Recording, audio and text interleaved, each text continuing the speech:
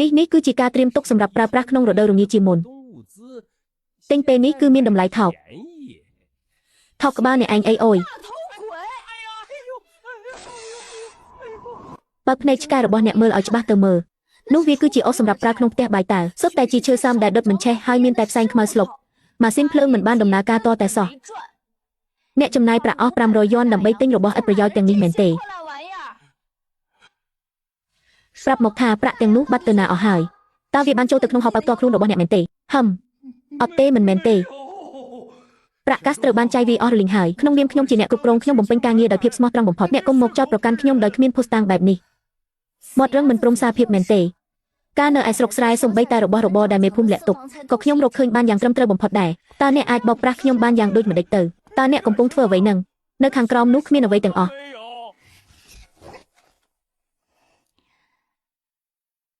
អ្នកប្រញាប់ចេញមកវិញភ្លាមមកអ្នកនាងម្ចាស់របស់ខ្ញុំឲ្យធ្វើបែបនេះមិនបានទេព្រះឲ្យមាសដុំនិងប្រាក់សុទ្ធច្រើនដល់ថ្នាក់នេះនៅហ៊ាននិយាយថាគ្មានការកឹបកេងទៀតឬនោះគឺជាប្រាក់សម្រាប់រៀបចំពិធីបុណ្យសពរបស់ខ្ញុំទេនិយាយមិនសមហេតុផលសោះនេះច្បាស់ជាប្រាក់ដែលអ្នកបានមកដោយមិនសុចរិត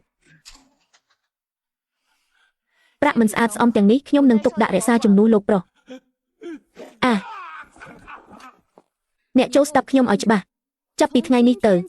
បញ្ជីកណេឲ្យនៅក្នុងភូមិគ្រឹះនេះខ្ញុំនឹងជាអ្នកគ្រប់គ្រងដោយផ្ទាល់បើអ្នកណាហ៊ានប៉ះពាល់ប្រាក់កាសរបស់លោកប្រុសសំបីតែមួយកាក់មួយសេនក៏សាកមើលទៅហើយអ្វីបានជាមានភ្លៀងធ្លាក់នៅជាក្រុងប៉ែកខាងលិចដែរអញ្ចឹងមិនដឹងថាជើងរបស់សាវធីងនឹងត្រូវឈឺចាប់យ៉ាងណាទៀតនោះទេពួកអ្នកបម្រើនៅក្នុងភូមិគ្រឹះឯជនបទនេះមិនដឹងថាអាចមើលថែទាំបានដិតដល់ឬក៏អត់នោះទេចុងភៅលីលួចហូបសាច់កូហ្វីលេដែលនាំចូលរបស់លោកប្រុសថែមទាំងយកដំបងខ្មៅដែលមានរសជាតិជូរមកប្រាស់ទៀតគិតជាប្រាក់ចំនួន5យ៉នត្រូវកាត់ចេញពីប្រាក់ខែរយៈពេលកន្លះឆ្នាំរបស់អ្នកគ្រប់គ្រងបានរាយការណ៍ភូតភរអំពីម៉ាស៊ីនភ្លើងករណីប្រេងម៉ាស៊ូតនិងធ្យូងថ្មដែលបានរក្សាទុកចំនួន500យ៉នលាក់ទុកប្រាក់កាសផ្ទាល់ខ្លួនដោយខុសច្បាប់ទាំងអស់គ្នាយករូបថតមកប្រៀបធៀបគ្នាអញ្ចឹងបាទដឹងថាផលិតផលរបស់គេខ្លាំងប៉ុណ្ណាមួយរយៈមុនណាគឺខ្ញុំខ្លាចកាមេរ៉ាខ្លាំងមែនតើខ្ញុំបដៅខ្លួនរហូតដល់60គីឡូថតរូបហើយអត់ហ៊ានផុសទេគឺដេកយំម្នាក់ឯងហ្មងមិនគួរណាបដៅខ្លួនដល់ថ្នាក់ហ្នឹងសោះក៏ប៉ុន្តែមួយរយៈហ្នឹងគឺខ្ញុំអូស Facebook អត់ដាច់ហ្មងតែយាសកា brand គឺផ្ទុះខ្លាំងមែនតើទៅខ្ញុំសម្រេចចិត្តសាដឹងខ្លួនតែផ្នែកហ្មងអាខោធ្លាប់ពាក់ឡើងតឹងផ្អឹសហ្នឹងឥឡូវពាក់ឡើងអាលងចឹងតែអត់ជឿហើយទៅញ៉ាំបាន12កំប៉ុងសោះតែមើលរៀងឥឡូវឡើង slim ប្លែកសាហាវទៅណាមកណាគេសួររហូតថាឥឡូវស្អាតប្លែកមិនត្រឹមតែស្រកគីឡូទេណាគឺអត់ប៉ះពាល់សុខភាពអត់ធ្វើឲ្យរាកហើយអត់មួម៉ៅទៀតហើយអ្នកទាំងអស់គ្នាមិនបាច់ភ័យទេស្រកគីឡូមើលទៅមុខអត់បាក់ទេដោយសារតែ Yasaka Body Shape នេះគឺជាប្រភេទវីតាមីនសម្រកជួយកម្ចាត់ជាតិពុលហើយនឹងខ្លាញ់អាក្រក់នៅក្នុងខ្លួនរបស់យើងហ្នឹងញ៉ាំមួយថ្ងៃតែមួយគ្រាប់ទេមុនអាហារពេលព្រឹក30នាទីតិចខ្លួនស្រកគីឡូអត់ដឹងខ្លួនហ្មងហើយ Yasaka Body Shape ហ្នឹងគឺមានរូបមន្តមកពីប្រទេសបារាំងដូចអ្នកទាំងអស់គ្នាបានដឹងអញ្ចឹងថា brand Yasaka ហ្នឹងគឺជា brand មួយដែលលើទីផ្សារយូរហើយក៏ល្បីខ្លាំងមែនតើសំខាន់ណាមាន brand Yasaka ហ្នឹងនៅលើគ្រប់ឆ្នាំទៀតនិយាយទៅគឺអាចប្រើដោយទំនុកចិត្តបានគឺអាចទុកចិត្តបានហ្មងនៅទុកខ្លួនឯងឲ្យធាត់មានក្បាលពោះដល់អង្ការទៀតលឿនមកអានឆាប់បានស្អាតទាំងអស់គ្នាត្រូវពីនៃឲ្យអ្នកសងប្រាក់ដែលបានលេបត្របាក់ទៅវិញទាំងដើមទាំងការព្រមទាំងត្រូវទៅភ្នំខាងក្រោយដើម្បីធ្វើការធ្ងន់អស់រយៈពេល1ខែអ្នកនាងម្ចាស់សៀវជូខ្ញុំមិនហ៊ានធ្វើបែបនេះទៀតទេសៀវជូម្នាក់នេះគ្រប់គ្រងបញ្ជីស្នាមបានល្អជាងកណេឲ្យកចាស់ភាសានៅក្រុមហ៊ុនបរទេសក្បែរខ្លួនខ្ញុំទៅទៀតស៊ូសៀវជូពិតជាពូកែមែនមិនត្រឹមតែមានគុណសម្បត្តិក្នុងការការពារម្ចាស់ផ្ទះប៉ុណ្ណោះទេថែមទាំងមានភាពម៉ឺងម៉ាត់និងរហ័សរហួនក្នុងការកម្ចាត់ពួកមេរោគនៅក្នុងភូមិគ្រឹះនេះទៀតផងពិតជាផ្កាយសំណាងរបស់គ្រួសារគូរបស់ខ្ញុំមែនសៀវជូឲ្យអ្នកពិតជាចេះគិតគូរបញ្ជីបានយ៉ាងល្អណាស់បែបនេះចោះចាប់ពីពេលនេះទៅគ្រួសារគូរបស់យើងរាល់ការចំណាយតូចធំនិងការទិញដូរប្រចាំថ្ងៃនៅក្នុងភូមិគ្រឹះគឺត្រូវប្រគល់ឲ្យអ្នកជាអ្នកគ្រប់គ្រងទាំងអស់មិនត្រឹមតែដំឡើងប្រាក់ខែឲ្យអ្នកទ្វេដងប៉ុណ្ណោះទេខ្ញុំថែមទាំងអនុញ្ញាតឲ្យអ្នកមានសិទ្ធិក្នុងការបង្កើតច្បាប់ទម្លាប់ថ្មីសម្រាប់ភូមិគ្រឹះនេះទៀតផងលោកស្រីសូមអ្នកដាក់ចិត្តឲ្យចុះកុំបារម្ភអ្វីទាំងអស់មានខ្ញុំនៅទីនេះហើយខ្ញុំធានាថានឹងគ្រប់គ្រងភូមិគ្រឹះត្រកូលគូឲ្យបានរឹងមាំដូចជាដែកថែបសូម្បីតែសត្វរុយមួយក្បាលក៏កុំសង្ឃឹមថានឹងអាចកេងចំណេញប្រាក់សូម្បីតែមួយកាក់ពីគ្រួសារគូបានឡើយហា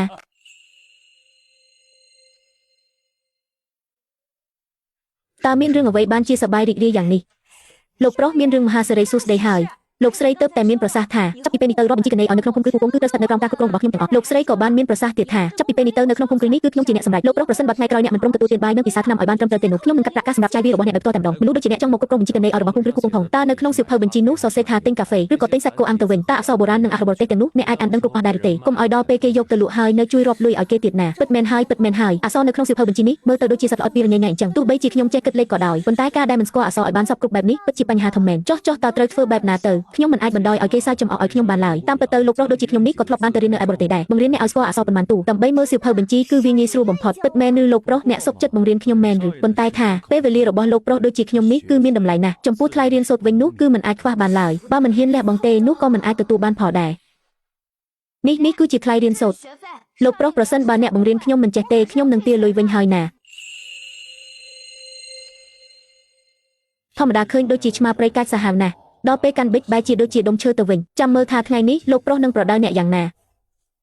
អ្នកពិតជាថ្លើមធំមែនចូលទទួលអារម្មណ៍ពីកម្លាំងរបស់ខ្ញុំឲ្យបានច្បាស់លោកប្រុសកម្លាំងដៃរបស់អ្នកមិនកើតទេទុនជ្រាយខ្លាំងណាស់បើនៅឯស្រុកស្រែវិញកម្លាំងប៉ុណ្ណឹងសំបីតែលើកចប់កាប់ក៏មិនរួចផងការសរសេរអក្សរត្រូវតែមានចិត្តនិងដៃរួមគ្នាជាធ្លុងមួយមិនត្រូវប្រើកម្លាំងបាយឡើយខ្ញុំឲ្យអ្នកទទួលដឹងពីទឹកចិត្តរបស់ខ្ញុំចូលអ្នកមើលស្នាមប៊ិចនេះចុះវាមានភាពរឹងមាំនិងមានអំណាចណាស់តាមមើលទៅដូចជាដុំមីដែរទេដូចជាដុំមីដែរទេដូចជាដុំមាសធំណាស់លោកប្រុសអ្នកសរសេរបានដូចខ្លាំងណាស់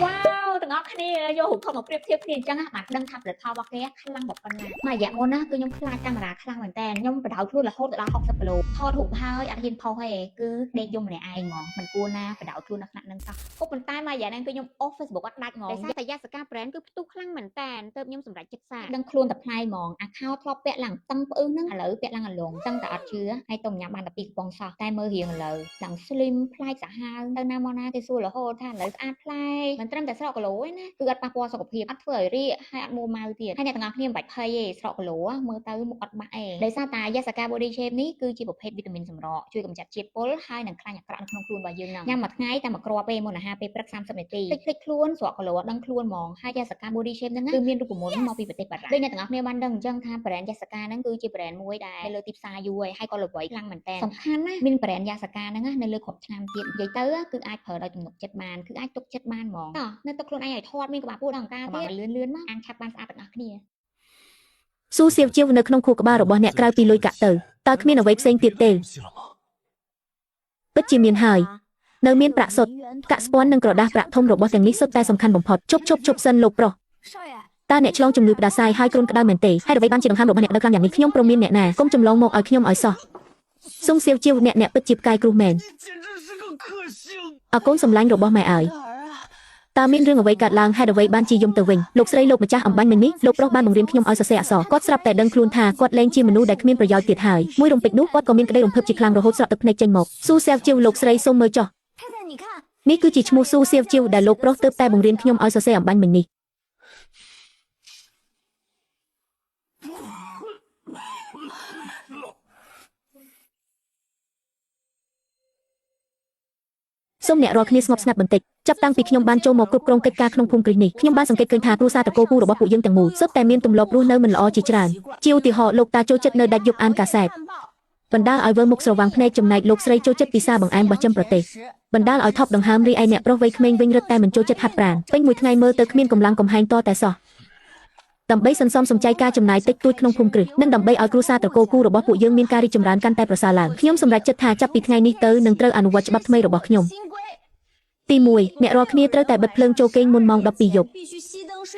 ់ដើម្បីសន្សំសំចៃថ្លៃអគ្គិសនីទី2នំផ្អែមបោះចំប្រទេសនៅក្នុងភូមិគ្រឹះម្នាក់ត្រូវបានកំណត់ឲ្យពិសាត្រឹមតែមួយចំណែកក្នុងមួយថ្ងៃប៉ុណ្ណោះបើពិសាលើសពីនេះនឹងត្រូវពិន័យជាប្រាក់ហើយនៅមានបទបញ្ជាផ្សេងទៀតជាច្រើនតែខ្ញុំបានសរសេររួចបិទនៅមាត់ទ្វារផ្ទះបាយហើយសូមអ្នករាល់គ្នាគោរពតាមឲ្យបានខ្ជាប់ខ្ជួនតើអ្នករាល់គ្នាស្ដាប់ច្បាស់ហើយឬនៅស្ដាប់ច្បាស់ហើយដឹងអញ្ចឹងមិនឲ្យគេសរសេរអក្សរទេឥឡូវនេះល្អហើយបែរជាមកគ្រប់កិច្ចការឲ្យខ្លួនឯងធ្វើទៅវិ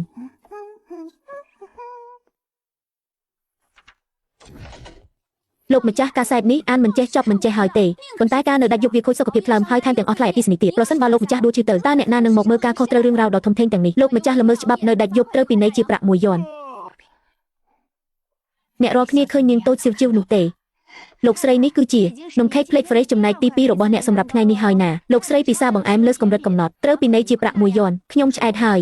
អ្នកប្រុសរើសសំហុកមិនព្រមពិសាបន្លែត្រូវពិន័យជាប្រាក់2យន់អ្នករើសសំហុកបែបនេះតើកាលណាជើងរបស់អ្នកទើបអាចជាសះស្បើយទៅខ្ញុំមិនពិសាការ៉ុតតាំងពីតូចម្លេះរបស់នេះវាពិបាកពិសាខ្លាំងណាស់ប្រឆាំងនឹងការអនុវត្តច្បាប់ត្រូវបន្ថែមទោសមួយកម្រិតទៀតកាត់ប្រាក់ចំនួន5យន់ដោយកាត់ចេញពីប្រាក់ហោប៉ៅរបស់អ្នកនៅខែក្រោយដោយផ្ទាល់តែម្ដង